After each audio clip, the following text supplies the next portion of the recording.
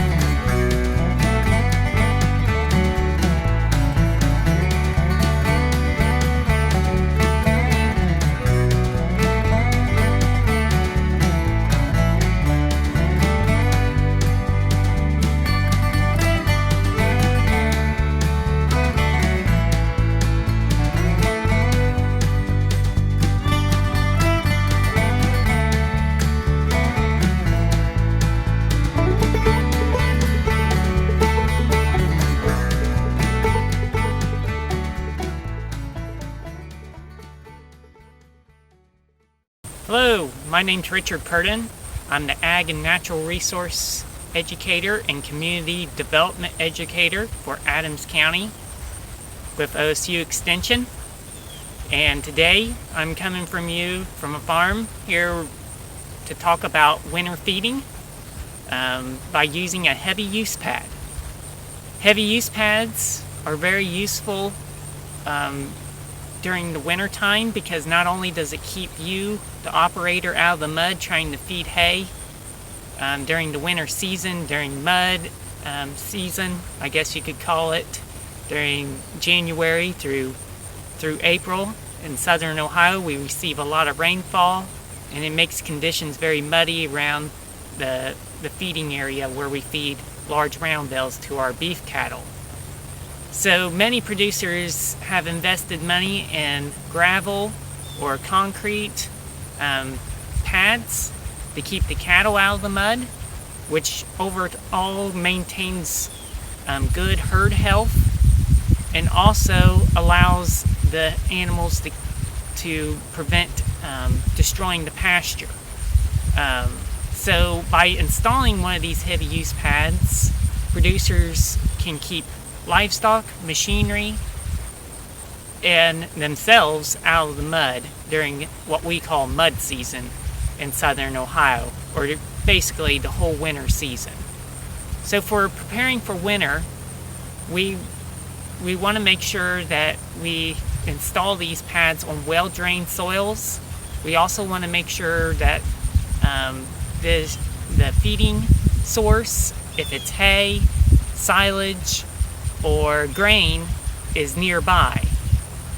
And one critical portion of this is we want to make sure that there's water nearby these pads, because cattle will need water during the winter time while they're eating dry hay. So we don't want the cattle walking from the pad to the water source, because this can create just as big a problem of destroying the pasture. So we want to make sure that the water is nearby within 100 feet of that pad, and that is what NRCS specifications allow for.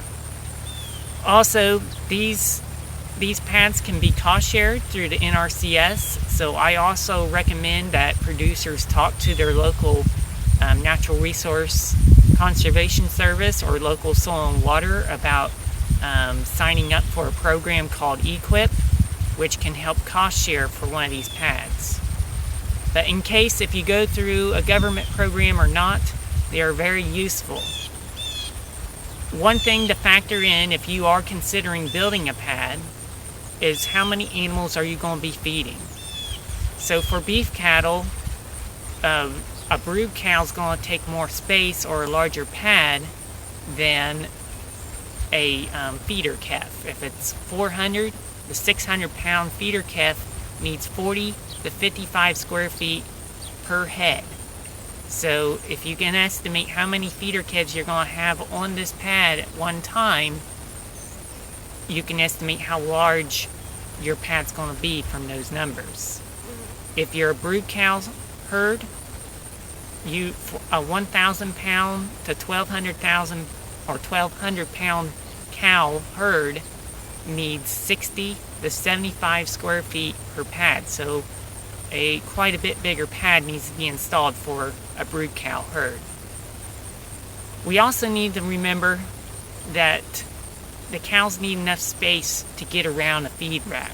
So I have a round feed rack laid here in the center. This is going to be for this pad's going to be for 20 head of brood cows. We want to make sure that the cows can get around that round feed rack without being off the pad. So I have it centered in the middle of the pad. This pad is actually big enough, or size big enough, to feed 2 round bale feeders on. But we just have one on it for now, and it hasn't been fed on yet. So the cows should be able to get all around the pad without being off the pad, creating problems around the pad, such as mud conditions and a sloppy condition around the pad.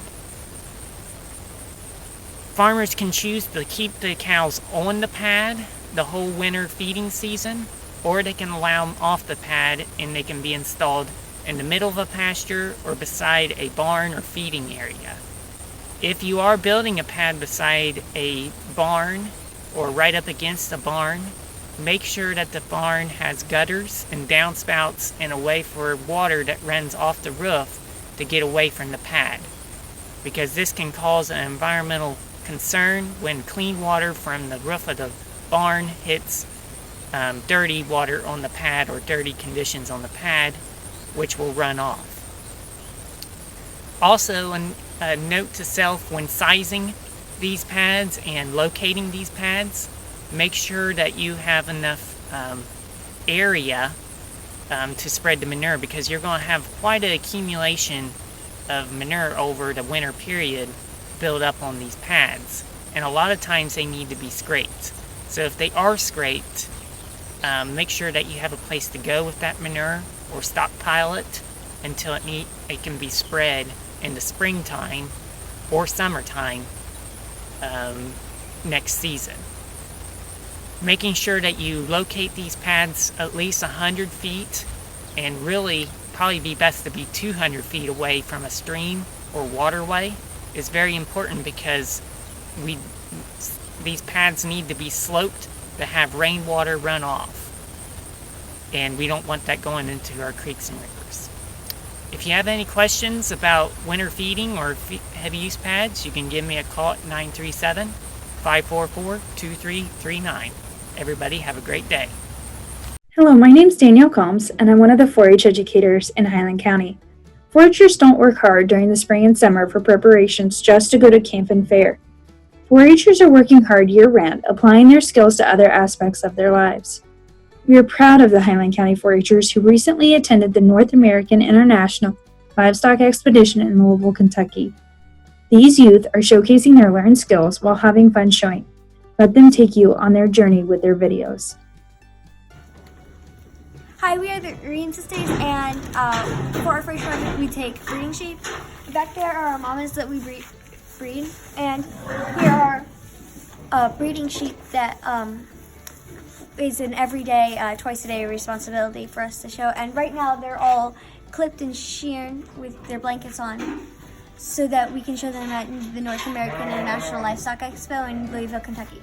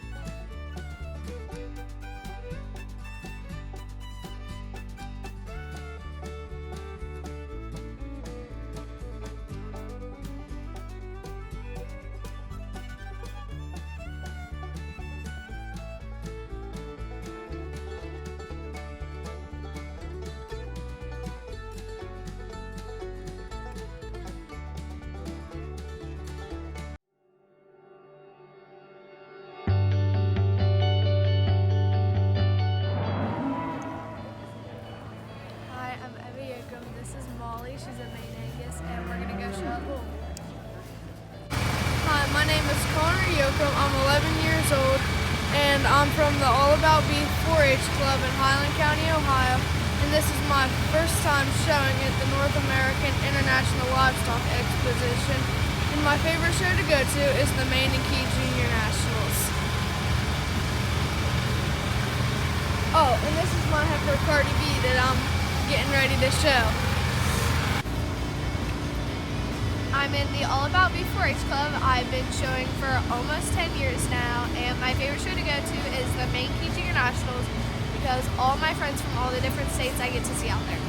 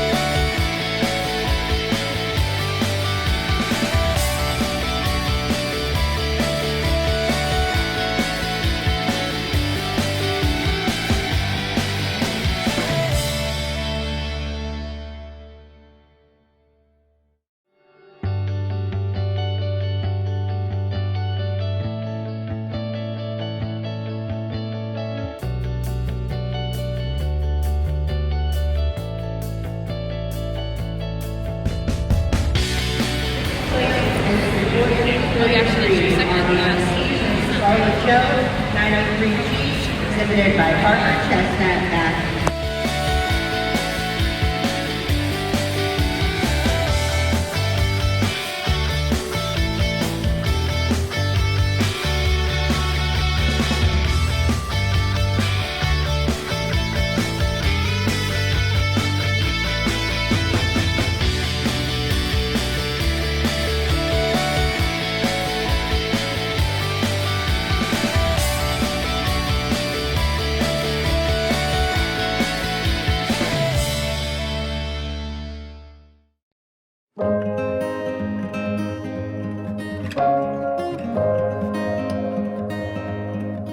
To be safe, we need to put more thought in protecting certain areas over others. We can think about our agricultural lands and watersheds in the same way. There are certain areas of the landscape that may need more focus than others when it comes to protecting our watersheds. These are areas of the field where elevated levels of nutrient loss or erosion occur. We call these environmentally sensitive areas. Sensitive areas are easiest to identify when you consider the hydrology of the landscape. We all know water runs downhill. Areas of concentrated flow like swales, gullies, or washouts and tile inlets have outsized rates of nutrient loss. Adding conservation practices can limit these losses. A sensitive area could be where exposure to surface water resources is highest, and things can be done to limit the landowner's impact on the watershed. Higher lands situated away from water resources and lower-lying areas adjacent to a ditch or a stream should be treated differently. Here, a buffer strip can limit the amount of soil and nutrients lost from the land. Outputs of tile drainage can be managed with drainage water control structures or wetlands to limit the amount of nutrients and sediment entering our waterways. Cracks in clay-rich soil are areas where nutrients penetrate the soil faster. Cover crops and reduced tillage can help the soil retain water during dry periods and reduce cracks in the first place. Otherwise, limiting nutrient application when soil is dry and cracked could help limit nutrient loss. Tile inlets can be replaced with blind inlets, which remove ponded water quickly but reduce nutrient loss to tile. Sinkholes can be buffered and improved by cover crops and/or reduced tillage. And outdated infrastructure like tile blowouts or abandoned wells can be replaced or repaired. Managing lands with environmentally sensitive areas in mind can better manage our input costs by not applying fertilizer where it is not needed. A low-lying area, for example, is an area where nutrients will naturally accumulate, so a landowner can limit nutrient application in and around this area. There's a handful of tools and resources we can use to address environmentally sensitive areas on our landscape. And in doing so, we will be doing our best to ensure our farms and lands are playing a role in protecting their watershed. To learn more about sensitive areas and other best management practices, visit agbmps.osu.edu. Hello, I'm Mike Estadt, Agricultural and Natural Resources Educator in Pickaway County, and I come to you today in this video to talk about illuminating your house for the holiday season. Okay, let's talk a little bit about safety first. I'm standing here in front of a new aluminum ladder, and I want to make sure that we're not risking our life and limb to get our lights up this winter. I would suggest that you have a lighting buddy with you today to help steady that ladder while you're up on it. Sometimes reaching across that gutter can be a dangerous situation. Secondly, let's talk about electricity. We always know that there is a risk associated with that. So, let's make sure that we're using a good outdoor rated extension cord, and always look for the UL rating here on the cord. And I guess in this case, bigger is better. We don't want to undersize our extension cords for our lighting system. So make sure that you're using a good heavy duty outdoor rated extension cord. Once you've purchased your lights and you're ready to hang them, you'll notice how nice these lights come out of the box, all wrapped up and rubber banded together. So theoretically, you could put those lights back in the box. Well, guess what? That might be pretty hard. So what I would suggest you do is purchase one of these lighting reels to wrap your lights up on and then you'll be so much easier to organize and keep them straightened out.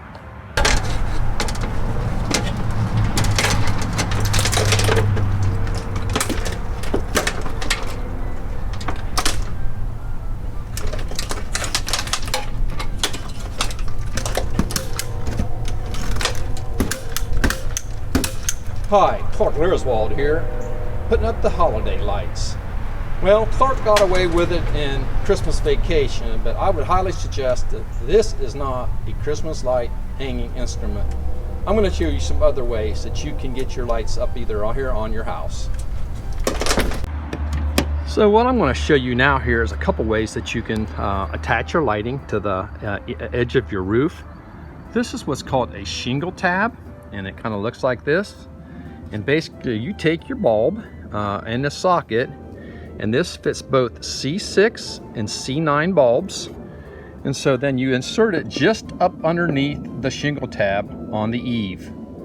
The second option that are available to you are these gutter and shingle hooks. And they look just like this. And you can actually then take, if you're using like a smaller you can use this with the mini lights or the C6 and C9s, and you actually just take this tab or this attachment. I'd suggest that you kind of bend it a little bit before you put it up under the shingle, but it attaches to your shingles just like that.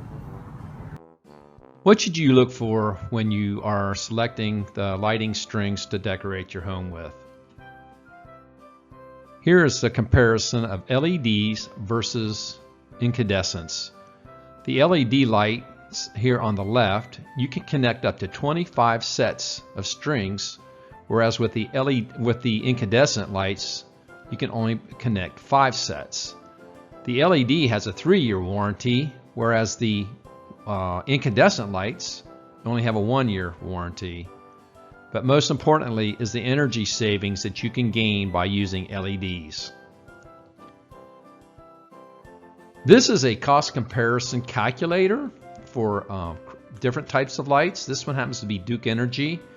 I've basically put a selection of 6 different types of lights: the C9, both LED and incandescent, a C7, and the mini lights.